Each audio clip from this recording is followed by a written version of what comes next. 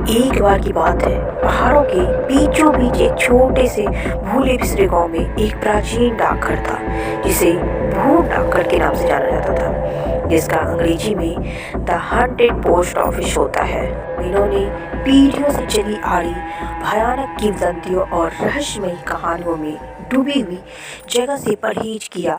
एक post master के बारे में अफवाहें उड़ी कि जो कई दशक पहले रहस्यमय तरीके से गायब हो गया था।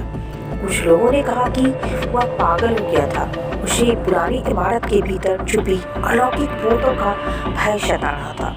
दूसरों का दावा किया कि उसने अकल्पनीय शक्तियां हासिल करने के लिए अलौकिक के साथ एक समझौता किया था, जिसकी अंतिम कीमत अपनी आत्मा से चुकानी पड़ी। कहानियों के बावजूद गांव आधुनिक संचार विधियों पर निर्भर था और पुराना डाकघर जीर्ण अवस्था में आ गया था, जिसकी खिड़कियां टूट गई थी और दरवाजे जंग खाए हुए चरमराने लगे। ग्रामीणों ने भूत डाक की श्रापित दीवारों से माध्यम से मेल भेजने या प्राप्त करने का विचार बहुत पहले ही आ गया था। एक दिन दुर्भाग्यपूर्ण रात अनन्या नाम की एक पत्रकार प्रेत भादा डाकघर के पीछे की सच्चाई को उजागर करने की तलाश में गांव पहुंची। अपने कैमरे और नोटपैड के साथ हुआ भूत डाकों से घिरे रहस्यों को उजागर करने के लिए गांव के बीचों बीच पहुंचे। जैसे ही अनन्या ने जीर्ण इमारत के पास पहुंची, हवा में प्राकृतिक शांति हो गई। चांदनी को प्रेत बाधित डाकघर के चारों ओर फैली प्राचीन पेड़ों की घनी छतरी को भेदने के लिए संघर्ष करना पड़ा।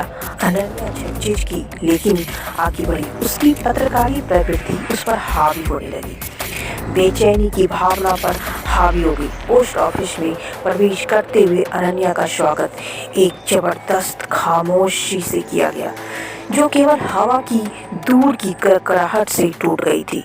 अंदर की हवा बर्फीली थी और धूल उसकी टॉर्च की किरणों में नाच रही थी।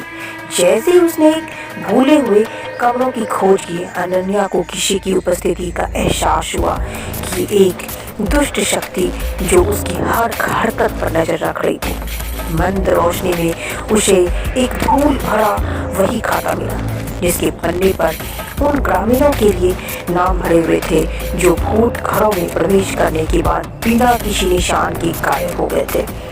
पत्रकार का दिल तेजी से धड़कने लगा जब उसे एहसास हुआ कि प्रेत बाधित डाकघर की कहानी सिर्फ एक कहानी से कहीं अधिक है। ये एक गंभीर वास्तविकता थी जिसने कई लोगों की जान ले ली थी। उसने निष्कर्षों का दस्तावेजीकरण करने के लिए दृढ़ संकल्पित अनन्या ने अपनी जांच जारी रखी। हर कदम के साथ माहौल पर अधिक दमनकारी होता गया और परछाइयां विचित्र आकृति में परिवर्तित होने लगी, जो दीवारों के साथ नृत्य कर रही थी। अचानक एक ठंडी फुसफुसाहट गलियारों में गूंज उठी, मानो हजारों आवाजें पीड़ा से चिल्ला रही हो। जैसे ही अनन्या जाने के लिए मूली प्रवेश द्वार जोर से बंद हो गया, जिससे वह प्रेत बाधित डाकघर में बंद हो गई। जैसे ही उसके चारों ओर भूतिया आकृति प्रकट हुई, दहशत फैल गई। उसकी खोखली आंखें उसकी आत्मा में घूर रही थी। पत्रकार को लगा कि कोई दूसरी दुनिया का ताकत उसे खींच रही हो, जो उसे साहस को खत्म करने की धमकी दे रही हो। भागने की बेताब कोशिश में अनन्या पोस्ट मास्टर के कार्यालय पहुंच गई, जहाँ एक प्राचीन ड्रेस में मकड़ी के जालों में ढकी हुई खड़ी थी। मेज पर एक पत्र पड़ा था जो उसके नाम का था। कांपते हुए उसने पत्र खोला और भयावह संदेश पढ़ा।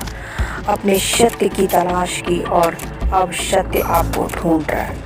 आप भूत डाकुओं में से एक हैं। जैसे ही पत्र उसके हाथ से गिरा, भूतहा डाकघर की दीवारें अनन्या की करीब आने लगी। आत्माएं विलाप करने लगी। उसकी पीड़ा भरी चीखें उसकी भयभीत चीखों के साथ मिश्रित हो गई। उस मिश्रित क्षण में अनन्या प्रेत बाधित किंवदंती का हिस्सा बन गई, जो उन लोगों के लिए चेतावनी थी जिन्होंने भूत डाकुओं के भीतर छिपे रहस्यों को उजागर करने का साहस किया। पत्रकार की भाग्य से बेखबर ग्रामीण प्रेत बाधित डाकघर से दूर रहना जारी रखते थे और इसकी खस्ताहाल दीवारों के भीतर छुपी हुई द्वेषपूर्ण ताकत के डर से जी रहे थे और इसलिए भूत डाकुओं में कोई बाधा नहीं आई। यह जिज्ञासु आत्माओं के लिए एक भयावह रहस्य मार्ग था, जिन्होंने अलौकिक के सामने सच्चाई की तलाश करने का साहस। डियर, आपको हमारी कहानी कैसी लगी प्लीज़ कमेंट्स में बताएं और हमारी वीडियो को लाइक और सब्सक्राइब करना ना भूलें।